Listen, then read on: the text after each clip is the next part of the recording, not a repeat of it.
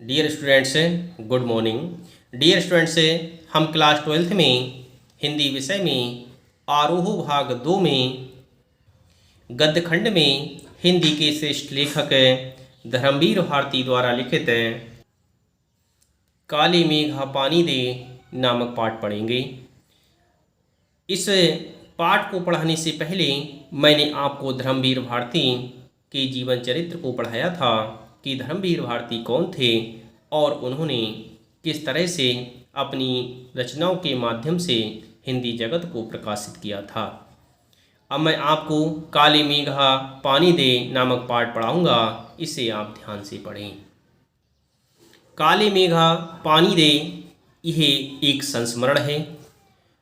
इसमें लोक प्रचलित विश्वास और विज्ञान के द्वंद्व का बहुत ही सुंदरता के साथ वर्णन किया गया है। विज्ञान का अपना तर्क होता है और विश्वास का अपना सामर्थ्य होता है। इसमें कौन कितना सार्थक है, यह प्रश्न पढ़े लिखे समाज को उद्वेलित करता रहता है। यह पढ़े लिखे समाज को विचलित करता रहता है। इसी दुविधा को लेकर के लेखक ने पानी के संदर्भ में प्रसंग रचा है। आषाढ़ का पहला पखवाड़ा बीत जाने के बाद भी खेती और बहुकाज प्रयोग के लिए पानी ना हो तो जीवन चुनौतियों का घर बन जाता है। आषाढ़ का महीना पानी बरसने का माना जाता है और आषाढ़ का पहला पखवाड़ा बीत जाने पर भी यदि पानी ना बरसे तो जीवन चुनौतियों का घर बन जाता है, क्योंकि पानी के बिना किसी भी तरह से वनस्पति को भी जीवित नहीं रखा जा सकता।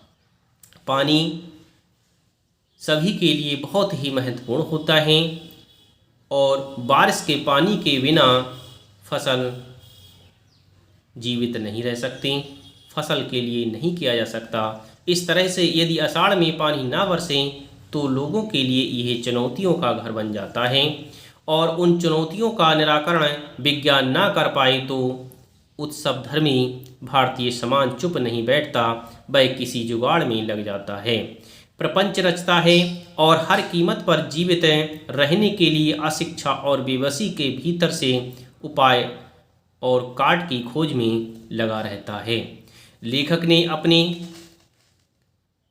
किशोर जीवन के इस संस्मरण में दिखलाया है कि अनावृष्टि दूर करने के लिए गांव के बच्चों की इंद्र सेना द्वार द्वार पानी मांगते चलती है और लेखक का तर्कशील किशोर मन भीषण सूखे में उसे पानी की निर्मम बर्बादी के रूप में देखता है।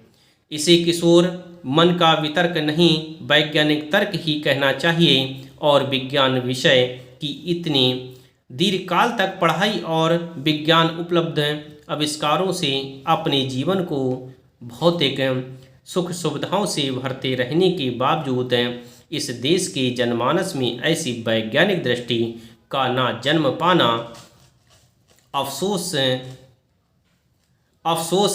ना ही कहा जा सकता है। पर जनता के सामूहिक चित्त में बैठे विश्वासों का क्या करें, जिनमें संचालित होने वाले कुछ लौकिक कर्मकांड संस्कृति की घटना के रूप में हमें लगते हैं।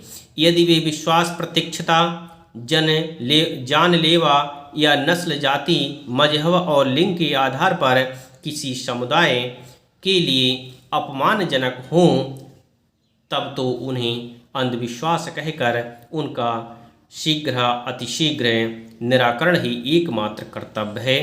पर यदि कुछ विश्वास विज्ञान सम्मत ना होकर भी उक्त तरह से हानिकार ना हो तो उसके साथ ही उसी प्रकार का बर्ताव क्या उचित है?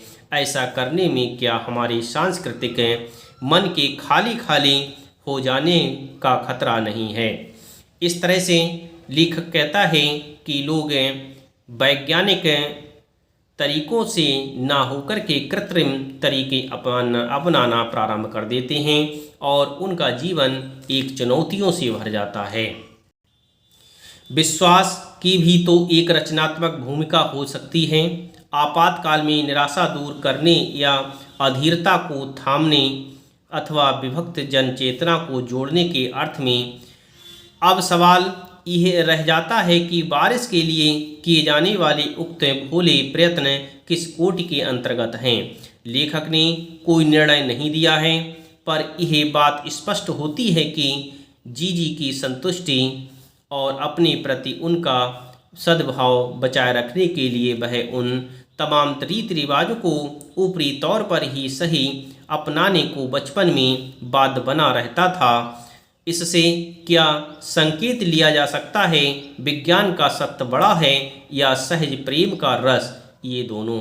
इस तरह से विभिन्न प्रकार के प्रश्न उठते हैं कि क्या जो बचपन में विभिन्न प्रकार की घटनाएं बारिश के लिए किया करते थे वही क्या प्रमाणिक हैं या नहीं हैं।